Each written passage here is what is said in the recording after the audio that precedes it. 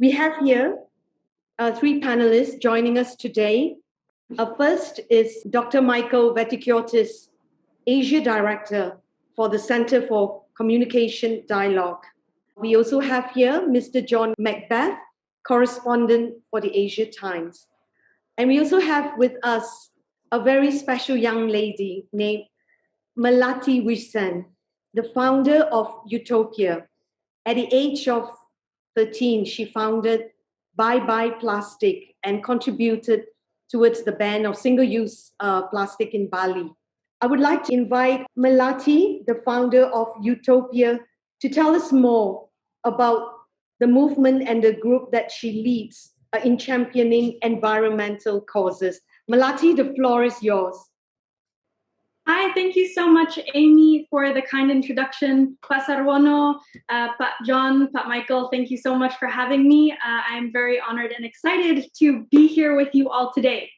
Now, before you wonder why I have this beautiful image of the ocean, I want everybody to just remember that I today am not representing or I'm not a scientist, I'm not a politician, I'm not an expert, but what I am here today representing is the generation that I'm part of, the rising young people who are demanding change and action. So to get started on my story, I'm going to ask all of you tuning in, watching on this Friday afternoon to sit up straight, roll your shoulders back, and on the count of 3, take a deep breath in. 1, 2, 3. Take a deep breath in and out. And another deep breath in and out. Now, a deep breath always gets me nice and centered, but there's another reason actually why I do this exercise. It works on any stage, in any classroom, in any conference meeting room. And it's simply because this breathing exercise is a strong reminder that 70% of the oxygen we breathe comes from the ocean. That means every second breath comes from the ocean. So if you understand this, you can ask yourself the next question. Why are we treating our oceans so badly? Can we go to the next slide, please?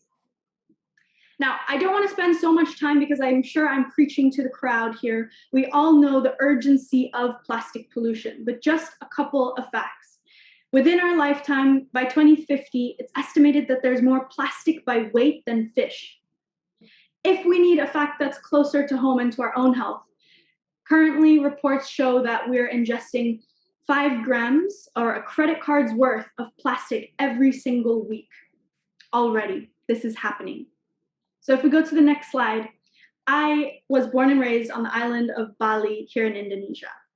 And similar to what we heard in the previous speech, I too had very core and strong family values that were passed down from my father, who's from Java, and my mother, who is from the Netherlands. And growing up in Bali, it was an absolute paradise. We had the natural world at our fingertips. We were out there every day. And when you think of Bali, this is the image you find. But if we go to the next slide, this was also a very strong reality. And so we had to make a very simple choice. If we go to the next slide, which Bali did we want? What Bali were we going to fight for? And so that came with a very simple answer. And in 2013, next slide, please, together with my younger sister, here we are on our very first day of the mission of Bye Bye Plastic Bags. This was the vision that we had. We had no business plan, no strategy, but what we did have was the passion and a very clear vision. We wanted to see our island home plastic bag free. We knew that other countries around the world had done this before, so we thought simply, come on Bali, come on Indonesia, you can do it too. And the rest is history. 7, almost 8 years on the front lines, we have learned many lessons, and I will share some with you today. But what we focused on at the core is, again, education, focusing on how we can share to as many people as possible what the problem and the urgency was so that more people are empowered and motivated to make those changes. Finally, and together with many like-minded organizations in 2019, next slide please, Bali finally implemented the ban on single-use plastic bags, straws, and styrofoam. And yes, we're celebrating. We are so happy with this achievement. We have the signature and the stamp and support from the governor. But we do know that this is still just the beginning. Our work has just beginning right now. The implementation is what counts. And so that's what we're busy with every single day today. If we go to the next slide, what you'll see, one of my biggest personal most pride or proud personal achievements with bye-bye plastic bags is actually that young people in all corners of the world said, hey, we want to do what you're doing in Bali, but in our hometown. And so now bye-bye plastic bags can be found in 57 countries and over 57 locations in over 30 countries, all led by students still in high school, middle school, and even university. So what have we learned on the front lines of change for the last 8 years? One, first and foremost, you cannot do it by yourself. You need to have a team of like-minded people. You need to have team members around you that challenge your ideas and that bring those ideas into reality. They say if you want to go fast, go alone. If you want to go far, go with many. That's something that we have at our core team always trying to keep in mind. Next, core collaborations or true collaborations and purpose. We know that business as usual can no longer continue. And collaborations, working together on all levels, is the only way that we're going to be seeing change happen. And that goes back to what we heard again earlier from Pak Sarwono, do the right thing. Lesson number 3, community-led change is already happening everywhere. You see people in all corners starting to take action, starting to ask the difficult questions.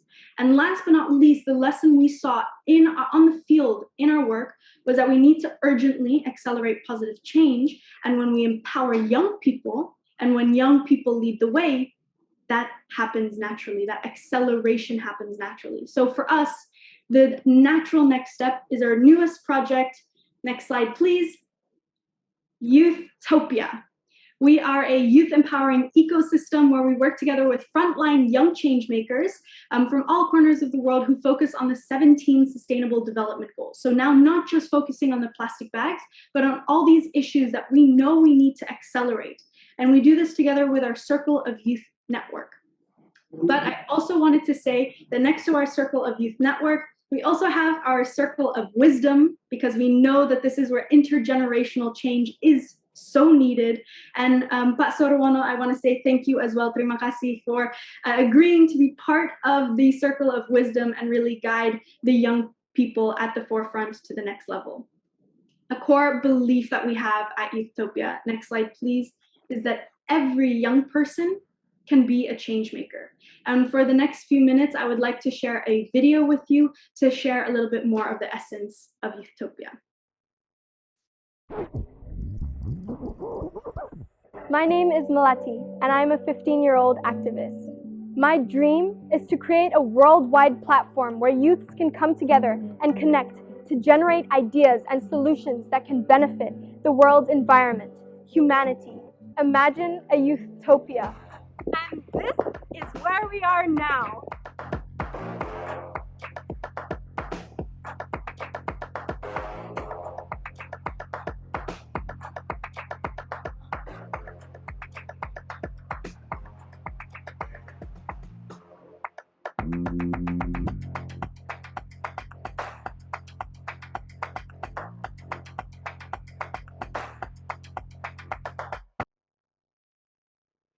This is just the beginning. We know that the generation we're a part of is asking those questions of what is next. After participating on a climate strike, after being part of a social media campaign, how can we as a generation contribute to a longer-term sustainable change? This is what currently our traditional education systems are not providing us. So YOUTHTOPIA teaches everything the traditional education does not provide. But conclusions and coming back to where we are now and what we as the younger generation would like to see. First and foremost, we need to see more circular systems and solutions being implemented that leave nobody behind. This is the purpose and the goals set by the 17 SDG goals. But what we are missing is the aspects of having no loopholes, no loopholes, no gray areas, and rewarding innovation. So creating incentivizing systems that reward those that are doing good and hold those that are not accountable. Last but not least, not yet, invest in people and solutions. I think when we talk about the barriers and the bridges of even young people all around the world, or NGOs or grassroots organizations, it's lack of resource access to capital. And I think we're at a time where investing more into people, investing more into solutions will help towards that mission of accelerating positive change. And last but not least, when we empower young people, we are empowering communities forward. We are working towards the future that we want to be a part of. So my call to action to everybody in the room, in your positions, high, low, as a mom, as a teacher, as a CEO, please invite young people to the tables, invite us into making these groundbreaking regulations that we need to see implemented today. Because us kids may only be 25% of the world's population, but we are 100% of the future, and that starts today. Thank you very much, Melati, for that very passionate and well-argued explanation. Okay, I would like to call on Mr. Michael Vatikiotis next, because he has to rush off for another appointment. And Michael, you've known Pak Sarwono for a long time. Could you share with us your memorable encounters with him? I could, Amy, but they might get me into trouble still, not just with Pak Sarwono, but with others in Indonesia. But suffice to say that for many of us in that period of the 1980s, at the height of the New Order, Sarwono was a major source of insight, information, and just simple conversation at a time when it was very, very hard for journalists to even talk to government officials. I always remember how difficult it was to get appointments, in fact, impossible to get appointments with government officials at the time. And you would have to rely on essentially being invited to diplomatic cocktail parties. I'm very proud of the fact that I developed a relationship, a working relationship with the former Armed Forces commander that Pak Sarwono referred to earlier, Benny Madani, simply by hanging around at cocktail parties and smoking Kretek cigarettes that he enjoyed as well. And that's how you would have to meet people in those days, because walking through the front door into their offices was simply not an option. And that was an exception made for me and other journalists by Pak Sarwono, who was very generous with his time and essentially would receive us in his office wearing his official Indonesian ministerial pin. And that was quite rare at the time. So I think that's something that I've always been very grateful for. I learned an enormous amount. And I think it was for a generation of us who covered Indonesia in that period, absolutely vital to have that conduit of information and opinion on Indonesia from an official perspective. Even if he was steering a middle path, it was always very, I think, enlightening. There are two things about your book, Sarwono, that I think make it a very important testament to that period and for the younger generation today. I'm a historian, and so I'm always very interested in the early history of Indonesia's independence, which frankly has never really been fully recorded by Indonesians themselves. Indonesia's struggle for independence against the Dutch colonial power and the early years of statehood were quite well chronicled by foreign academics. But it's never been fully chronicled by Indonesians themselves. That may in part, of course, be because that history could be contested.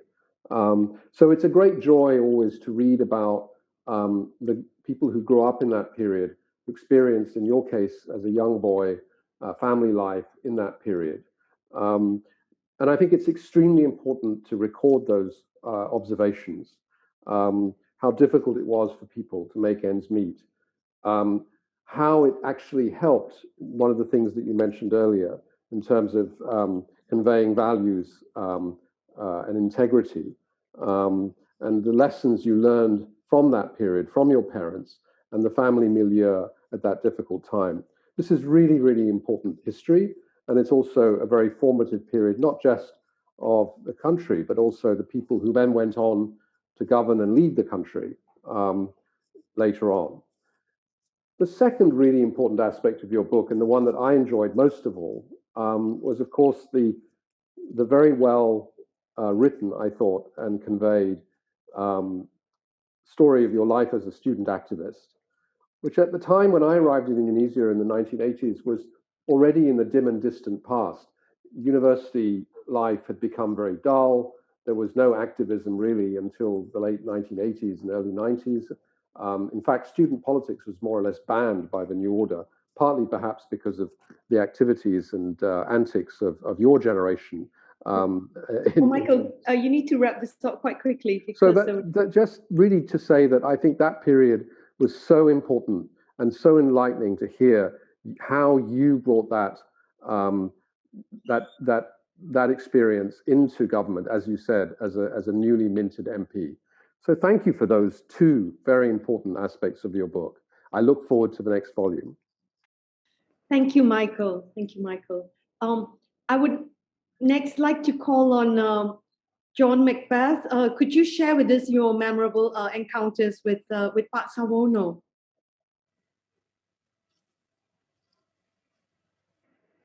Oh, I would like to start by asking Pak Sarwono a question, and that is, you have titled your book Steering a Middle Course. Does that mean actually sitting on the fence as a form of political self-preservation, or should we look on it somewhat differently, or how do you look on it?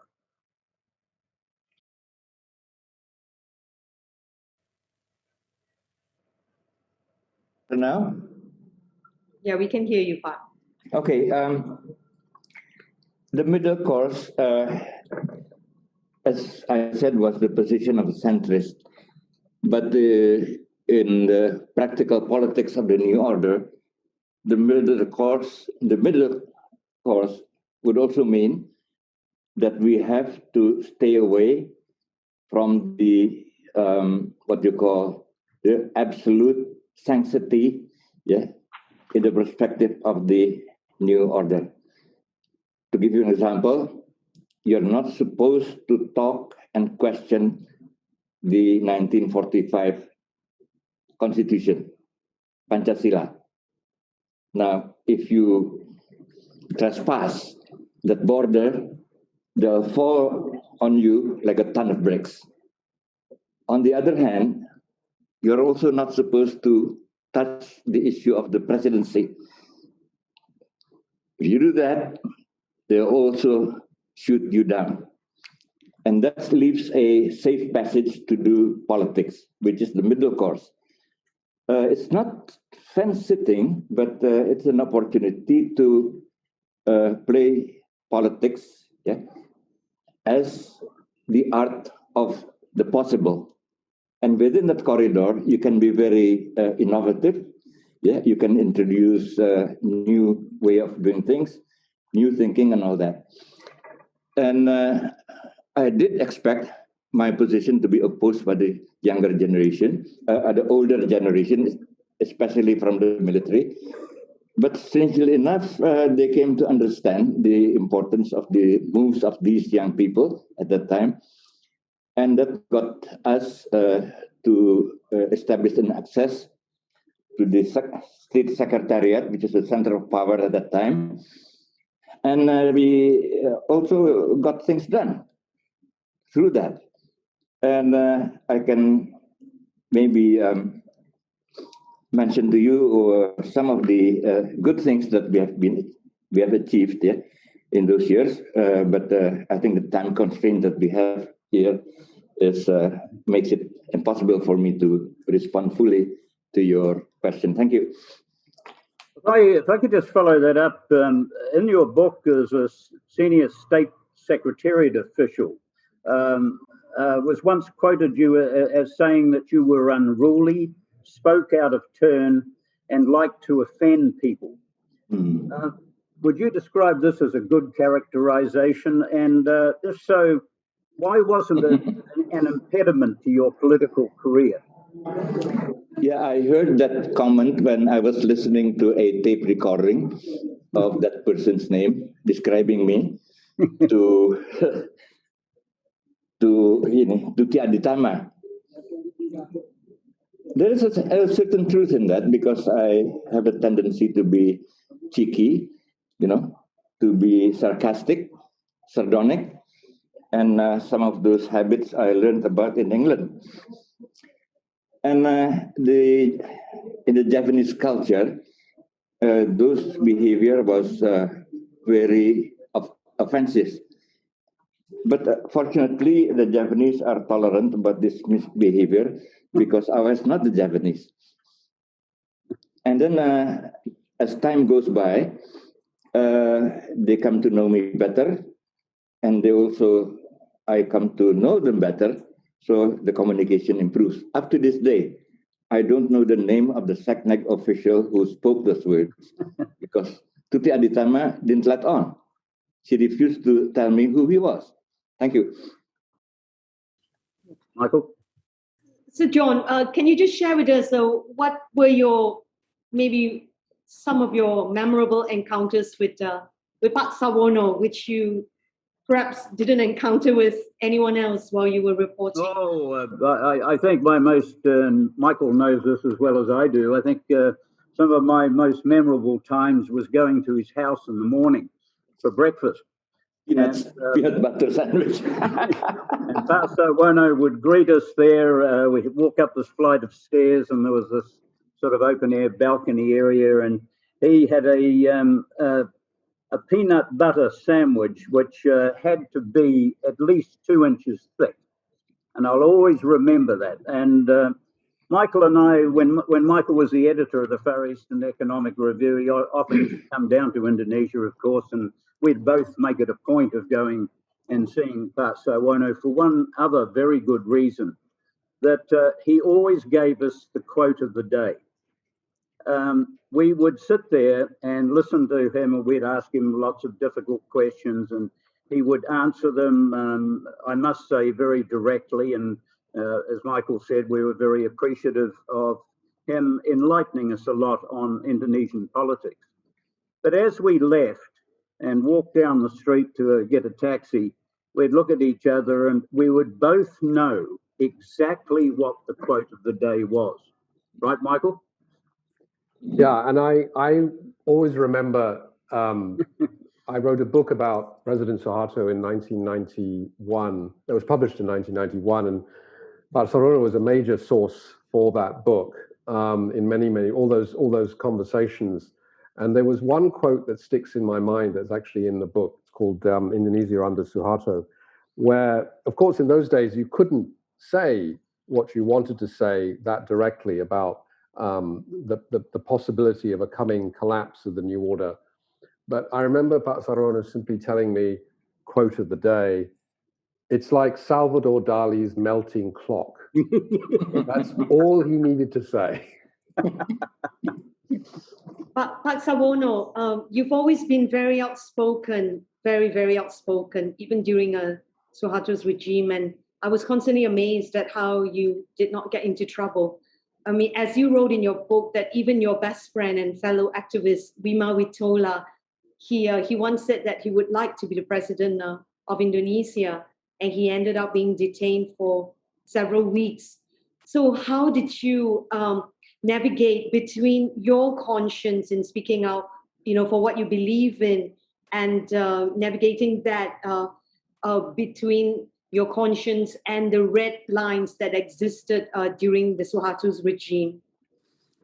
Well, I think I'm familiar with the no-fly zones of the new order, so I can stretch my maneuvers to the limit. Well, in Wima's case, actually he was jesting, He was not serious about it. But as I said, if you touch the presidency, they'll come and shoot you down real fast. That's what happened to Wimar. So I knew the limits. I knew how far I could go. And maybe my avoiding jail is not due to that, but due to the fact that in several moments of my life, I was just lucky to get away with things. Thank you. Bapak, a question on the environment. During your time, you have dealt with a really, really severe forest fires, and we still see that recurring. Okay, have the fundamental issues and problems that led to such immense forest fires, has any of it been addressed right now, or is there still a lot of work to be done? Have the problems of the past still been left untouched and unresolved? Yes, but as far as forest fires is concerned, I think the whole playing field has changed. There's much more awareness, much more serious work on the ground to combat and to prevent forest fires from happening. It was different in 1997, but because at that time, when we had a long dry season, an El Nino spell, people in the government and the private sector, they all thought that it was a good idea to burn land in order to save money for land clearing. And nobody had any idea what it could incur. And on my side of things, I tried in vain to warn them about the incoming long dry season, but my warnings were ignored, and my warnings were even countermanded by government officials. They said, don't listen to him, listen to us, just burn. And then the only ally I had at that time was the Minister of Forestry, Mr. Jamaluddin Joyhadikusumo. So it was a real crisis. And I got together a crisis team, dealt with it. And then I was very touched when Teo Che Hian told me that he was going to send a squad of young staffers from NEA to be seconded to my office to help in preparing the systems to combat forest fires. And so it was really a nightmare for me. And I decided in that time to do the right thing, to break rules if needs be. If you come up against a bad rule, just break it. And then to do strange things. But this will be told in my next book, So it's just important, especially in a crisis, to do the right thing, not to do things right. And I'd like to thank Melati for including me in your circle of wisdom. This is the first time that I heard her speak, but I know members of her YOUTHTOPIA, and a lot of them are here watching us. And one of them is Rafa Jafar, who has not yet finished school at high school, and he is handling electronic waste. And you have Sano here, the founder and CEO of Waste for Change, and others. They're all Melati Wijsen's friends. And I'm glad to be able to share the same forum with Melati today. Thank you. Yeah, Melati, you're such an inspiration. I don't think just for people of your age, but even for older people. Can you tell us, because you have Greta Thunberg, and then now there's you. Can you please tell us, like, like us, the older folks, like, are we witnessing a time or a generation where actually the kids tell the older people what to do, how to do it, that the kids are actually more passionate and more aware of the environment around them and actually getting off their backs and wanting to do things? Please share with us. Yeah, well, thank you for the question, and as well, again, immense gratitude, Pak Sarwono, for saying yes and for being part of sort of guiding the young people forward through Youthotopia. And yes, I am definitely in good company. Every day I wake up in the morning and I know I am not alone. That's the power of the generation I'm a part of. We know that at our fingertips, we can connect with someone on the other side of the world. We can mobilize the masses. We can encourage and empower the individual, whether that's our neighbor or our family, to start making more sustainable changes. So I do feel the energy, the passion, the determination is very clear for our generation. We know exactly which changes we want to see.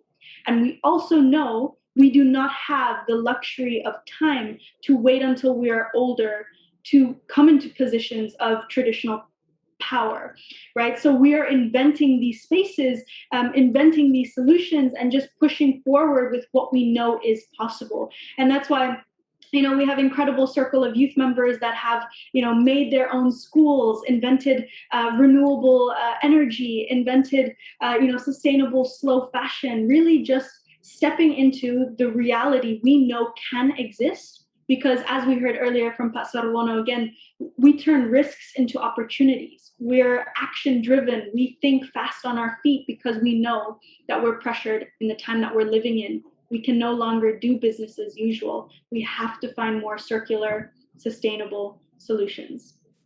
Do you find it difficult to make grown-ups to listen to you, to get the attention on the issues that you're speaking and campaigning for? Well, I guess when we started, we were 10 and 12 years old, and you saw the picture of me and my sister. So, we were always met with, "Oh, you're so cute." But, that was the difficult part, right? The next step was having them take us seriously. And I think that's where persistence, commitment, again, walking your talk, where, at a stage, I think I remember coming to a government meeting, and they turned to each other and said, "Oh, these kids are not going anywhere until they see the change happen." So I think, especially now, 2019 was the year where we saw with Greta Thunberg and Fridays for Future, just an incredible increase in young people to the front lines. Right? We saw millions of students take to the streets and find a cause that they feel connected to, feel passionate about. And so, yes, there has been a lot more doors open, seats pulled up at the table, a lot of conferences, speaking engagements where leaders want to hear from young people. But now we have to start seeing how we can do that on a more long-term relationship, how young people can be that leverage for inspiration, that motivator, but also on the journey of helping implement, helping create real change from the top level of all the announcements and goal setting to actual reality on the ground. Do your parents listen to you? Yes, I'm really blessed to have a beautiful family set up here in Bali. And I think me and my sister were always creative with finding ways to make sure that our parents listened. Okay, that's really good to know. Yeah, I'd like to put a question to Michael again, since we are very happy that you're still with us here. Michael, you've been involved in conflict resolution. What are the potential conflicts that can be triggered by climate change, and what sort of climate action can be taken to prevent such conflicts from arising? It's an excellent question, and it would take up a lot of time to give it a very full answer, but I would say it's a very relevant question right now to link climate change to conflict resolution. One of the things that I'm, in fact, trying to look at and explore is the extent to which rising temperatures in this part of the world are driving large numbers of people away from areas which were traditionally the most densely occupied, cultivated, populated areas, and driving them to areas where there are other people living, where it's going to create a clash between these communities, established communities, and migrants. I mean, one of the biggest issues of climate change is migration. Climate change is forcing massive levels of migration. What's happening in Southeast Asia is that in the next 50 years, more and more people will have to move northward to temperate, cooler climes. The rice growing areas of mainland Southeast Asia won't be sustainable. And so, yes, there is a connection between climate change and conflict, but it's about how people will have to move from one area to another, and that will cause conflict. Michael, do you think that the governments in this part of the world are aware of the looming crisis, the climate crisis and the conflict about to come? And is there enough of this voice out there trying to warn the respective governments? Well, I mean, in a way, it's going to be the problem for communities more than governments initially. We're already seeing in areas of the Mekong Delta, people can no longer grow rice. So they're going to have to either figure out how to grow other things. They can no longer farm fish. It's, for the time being, not a government's problem. But eventually, when sizable numbers of people start moving, I mean, we've already seen in the last 30 years, more and more people actually moving southward from China to parts of Southeast Asia to seek economic opportunity. And I think we're going to start to see a reverse of that flow. And it's only when these communities come into conflict and when there's actual violence, that's when governments, sadly, will get involved, and it's too late. Yeah, but having said that, Michael, what about all the dam building on the Mekong River? That's going to lead to some form of conflict in the future, isn't it? I think that governments, it's a good question, John, but I mean, governments themselves are just really bad at seeing these problems before they just before it's too late. River basins and oceans are very poorly regulated by multilateral organizations. Yeah. And maybe it's something that Sarwono has views on, because you've been in government and you've dealt with some of these issues at a government level. It just seems to me that all the weaknesses in managing jointly the areas that everyone depends on come down to the fact that governments in this part of the world, at least, are very, very bad at doing things together constructively. Sarwono, you've heard Michael just address the issue of conflict arising from climate change. So in your view, what are the potential conflict that can arise from climate change in Indonesia? And are the local governments as well as the federal government have enough awareness of this and are prepared to face this issue? I think the Minister Siti Nurbaya touched on this in her speech, saying that there has to be a change in the architecture of our institutions and regulations. But these issues will need a long process to begin to be, solved. And President Jokowi has already done a lot of changes in governance, inter alia in the introductions of the job creation law, and we need other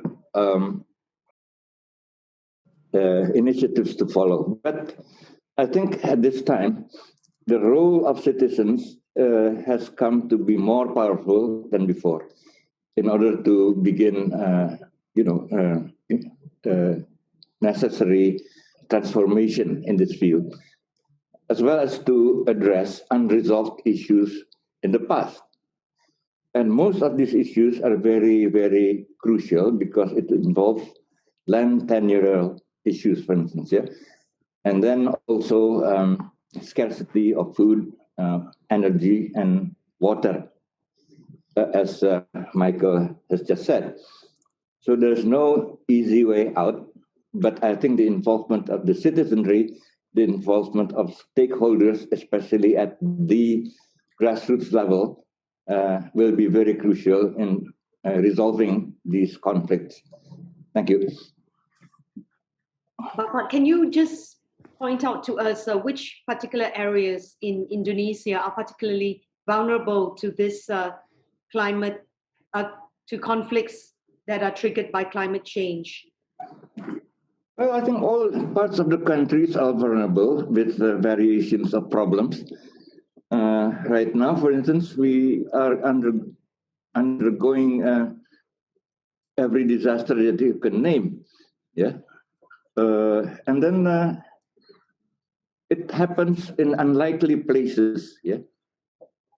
So we are still monitoring closely what's going on. Yeah.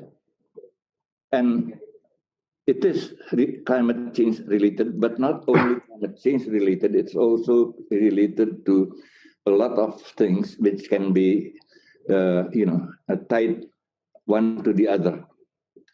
So we are in a very dicey stage, so to speak, yeah?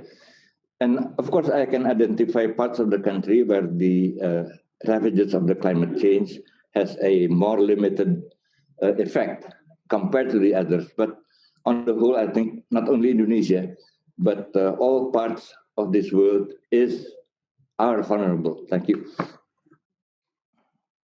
Bapak, you've been a youth activist all your life, and you know that passion still burns in you. Could you just tell us very briefly, because I somehow think the Indonesian youths are always very passionate, since your days, 1998, and don't hear so much of them right now.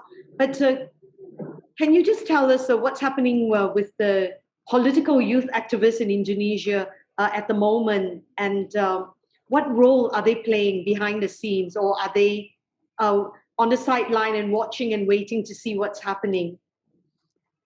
Well, there is no stereotype of youth activism, but what they do is actually can be seen if you're interested in what they are doing.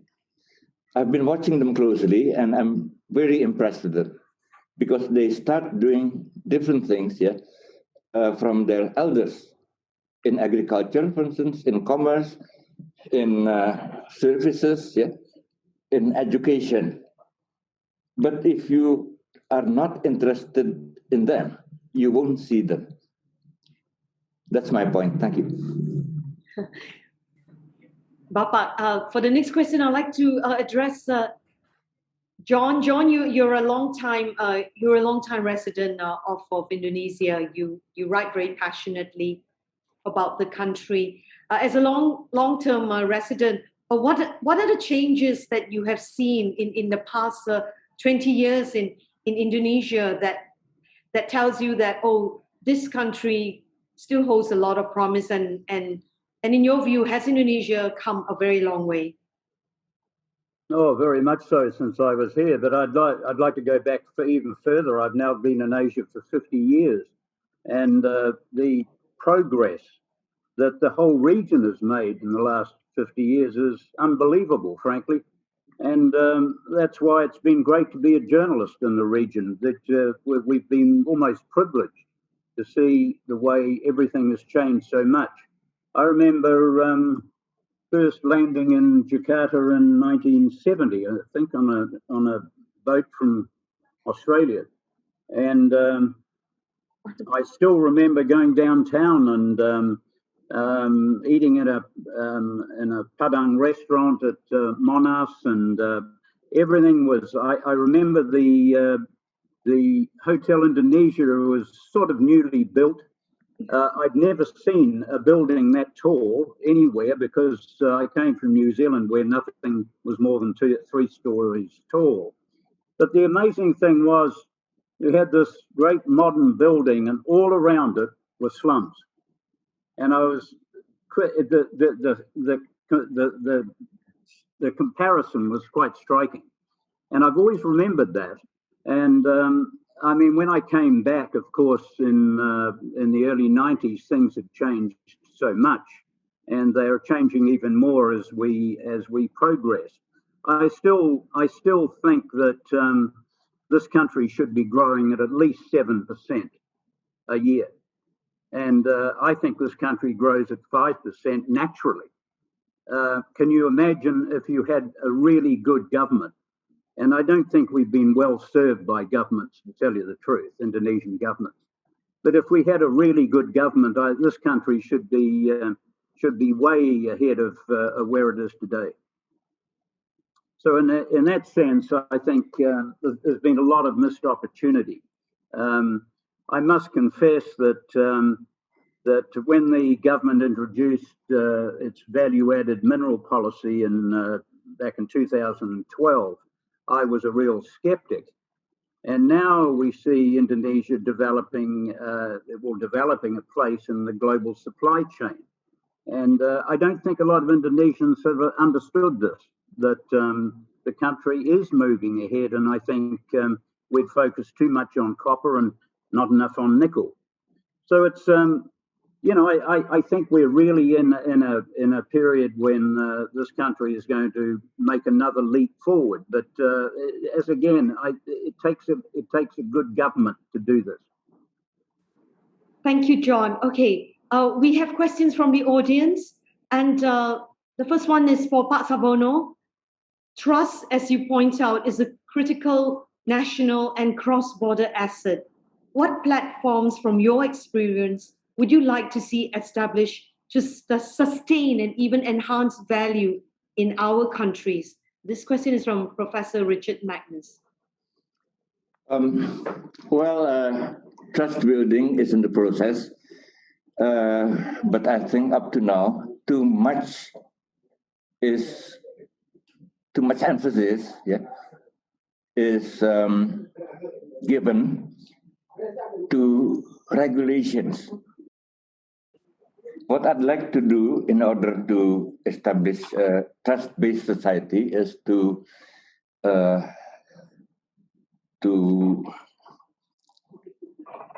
create a climate of trust. But that's not an easy thing to say. So you have to attack the problem from so many angles, and then it can be solved not instantly. But what you can do is to create a small snowball and start it rolling. Maybe we have done that already, but Indonesia is a tropical country that snowballs, can disappear under the sun. Yes. Okay. It's really tough. We need a special session, to address this problem. Thank you. Okay. The next question is on the new capital. In the building construction process of the new capital in Borneo, what is the proposal for planners, architects, engineers, environment and wildlife experts to work together to limit carbon footprint to provide a world-class capital? That's one. And second, and the follow-up question is, what is the expected damage to the climate of Borneo, Indonesia, Asia, and possibly the rest of Southeast Asia? This is to do with the new capital. Well, moving the new capital to somewhere from Jakarta is a must. Jakarta is sinking, it's overloaded, it has exceeded its carrying capacity. And furthermore, Jakarta is a concentration of all the functions in the country. It's not healthy. So it has to be moved out. And why Kalimantan? Because Kalimantan is free of volcanic activities. It's free from earthquake. It's free from tsunami. So the only environment problem in Kalimantan are two. First is climate change. Second is bad and corrupt decision making. In that sense, Kalimantan has less problems than the rest of the country. And the location is also central. As to the details of the plan of the capital, I'm sorry to say, you'd have to find the answer from the people who are actually involved in building the capital. Thank you. If I might add to that, I believe that I believe that there has to be real progress. If the new capital is ever going to be built, there's got to be real progress before 2024. If we haven't reached a tipping point by the time Jokowi steps down as president, I'm not at all confident that a new president will take up the challenge, because there's so much of the bureaucracy is opposed to moving the capital, and I'm not sure the next president will have the authority to challenge that. So it's I just don't. I'm not very confident, frankly, that it's going to happen. A lot more has to happen on the ground rather than just planning. Okay, the following question has to do with the middle ground. Okay, before that, Pak Sarwono, there were lots of problems since the new order that apparently could not be resolved through reformasi, where one of the most important issues is related to the increasing intensity of tenorial and agrarian conflicts. This is from Arif Wijaksono. Yes, Amy, I'm aware of that, and it's about time that those problems are resolved. And one of the approaches that can be done is to establish an independent organization that deals with conflict resolution. The embryo of that organization is already exists with a lot of success stories. But this has to be upscaled, so to speak, yeah. And I think Arif and his friends are working hard, yeah, to get to the point where conflict resolution will be a major national policy. That's it. Yeah. Thank you. Okay, the next question. I got to move along really quickly. What are your thoughts on models of building participatory infrastructures and distributed, decentralized experimentation for larger scale change? Well, I'll address that question next time when there is a webinar devoted to that subject. Thank you. Okay. Pak Sarwono, how can we push for middle ground when even the middle ground is often perceived not sufficient, considering that we need some scalable actions urgently, and these may create winners and losers from particular policy or business decisions? Again, from another environmentalist, Fitrian Adiansyah. Well, as I said, these are structural and cultural problems which need time and perseverance, yeah, to solve, yeah. And so I see these problems can only be solved, yeah, with the strengthening of the society, with the identification and more and more trust-based arrangements in the society. And also, I would like to point out to the fact that eventually, corrupt governments will crash down to the ground. And unless there is a strong societal alternative already in place, then the whole country will fall into a prolonged chaos. So what I'm thinking about is that in order to fight for a better country in the longer term, again, the empowerment of the society is a must. Thank you. I would like to call upon three speakers out there. There are many more questions that unfortunately I can't call out because there are three guests waiting for us. First of all, I'd like to call on Ibu Natalia Subagio, who has been involved in environmental issues as well as in corruption. Could you please tell us in 1 minute what is it like going against the grain in fighting against corruption and fighting for the environment? Thank you, Amy, for the question. Yeah, what does it take to go against the grain? I think it takes a lot of courage. It takes a lot of self-confidence and a strong sense of self. And I think that is what Pak Sarwono has. And why I think his success in steering the middle ground is also his self-deprecating nature, his sense of humor and not taking himself too seriously. And therefore, he is not perceived to be as a threat.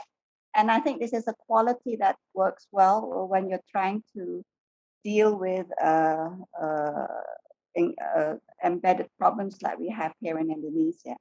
I think reading from Pak Sarwono's book and listening to him speak during this past 1.5 hours or so, I get the sense that his strength comes from his strong family upbringing. He was raised by a mother who had a lot of spunk, a father who was humble, and he was always surrounded by people with new ideas, new thoughts, which gives him the quality of being able to be democratic and open to all sorts of ideas. And losing your father at such an early age, and then suddenly having the opportunity to be exposed to a wider world, first to Yugoslavia and then to the UK, has given him the values and the strong sense of self to be able to know what is important and what is not. And that is very important when you're living in a country like Indonesia, where sometimes you find yourself totally aghast at some of the things people do which are totally against your own personal values. So if you don't have a strong sense of self, very well grounded, it's very easy. You can slip very easily into the mainstream. And Pak Sarwono, throughout the time that I have known him, has never been the mainstream. He's always sort of off center. And so that is what I think is vital if you want to survive in our environment. So, I mean, I could ramble on for a long time, but my minute is up. Yeah, but Ibu, that was really excellent advice, and I shall remember that myself. I would like to call up next Mbak Dia Roro ST. She's one of Indonesia's youngest MP. She's 26 years old when she was elected, the same age as Pak Sarwono when he became a member of parliament.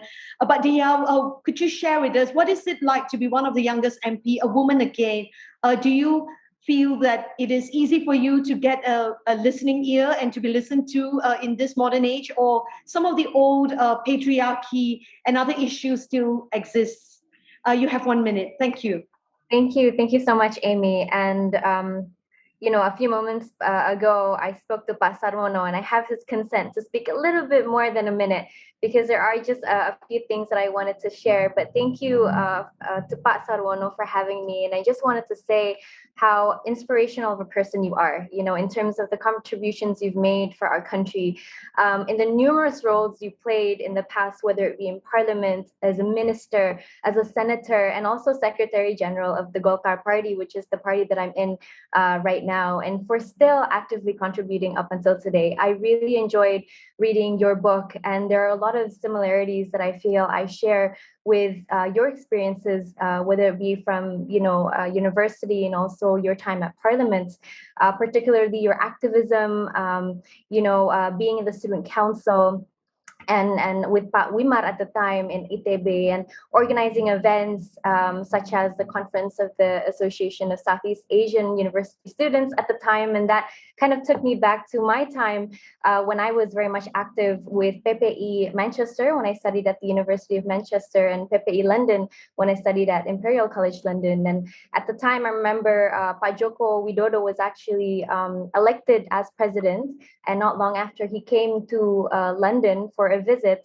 And with that being said, the recipients of the LPDP scholarship, myself included, and a couple of other young people, were able to meet with them and converse. And of course, that entailed organizing the event in itself. And so I could really relate to the experience that you had back then. And lastly, with the experience in politics, I found really, really interesting. Although we've shared different kind of circumstances in terms of the political environment and landscape, but in the beginning, I wasn't very drawn actually to politics, and I enjoyed being an activist, given that I had an institution called the Indonesian Energy and Environmental Institute. We worked with the government on several projects. But like you know, I was sort of given away in taking that path. And you explained to us through your book back in 1971 that you didn't think that Golkar would actually attract voters and believed that the likelihood of being elected were quite slim. And I could say that I felt the exact same way when I started, given that I was the last person on the ballot from the Golkar party, so just as you were before. And also, I was the youngest of them all, and the only woman running at the time. And so for the most part, a lot of my opponents actually underestimated me. And but at the end, it actually ended up working to my advantage. And obtaining a seat at the time created a lot of shockwaves. And I'm sure that was something that you went through as well. And being elected at such a young age, you know, I shared a lot of similarities in terms of how you viewed it, of how, you know, there was a point where there was a lot of media coverage on the youth. I'm one of the youngest parliamentarian this term. And again, you know, I think people were very curious about the ideas that we had, what our visions were, what kind of changes that we wanted to create. And you know, your experience talking on behalf of Fraksi Partai Golkar and in the plenary session was something that I did as well 1 month after inaugurated. Yeah, but ST, sorry, soon out of time. Yeah, if you can just wrap it up. To ban plastic bottles in Parliament, and this was something that was never been done before. And so, you know, there are a lot of similarities, and I just wanted to say that, you know, Pak Sarwono, you are a source of motivation, and I realized that by the end of the day, political will acts as the foundation of any policy that gets created in Parliament. And I know you've been fighting a lot about climate change, and I want to let you know that we are working on a law in renewable energy as a means of realizing our Paris agreements. And I hope that this creates a beacon of hope for all of us. Thank you. Okay, thank you. Okay, and the last person we'd like to call up is Mr. Stephen Logan. He was the co-translator of Mr. Sarwono's book, and he's also the editor of the Yusof Ishak Institute. Could you please tell us a few words about what sense did you get out of Pak Sarwono while editing the book? Thank you. Thanks, Amy. Yeah, just to briefly correct, I wasn't involved with the translation at all. I don't actually know any Indonesian. We were provided with a very good translation. I was involved just as a copy editor. I had a very good experience. So I just want to talk about maybe one strong theme that runs through the book that it had an impact on me, and I think it's relevant to today's topic, and that's the idea of not settling for the hand that you've been dealt. So there are many episodes in the book where Pak Sarwono would easily have gone with the flow and still been very successful, but instead he chose to challenge himself. And by doing so, he invariably complicated his life. But more often than not, he also ended up making this a significant success. And these instances, they go all the way through the book, from the decisions of what to study, right up to the climax of the book, where he has to decide what he will do about President Suharto's overtures to him, about joining the inner circle. So for me, it's a very inspiring read.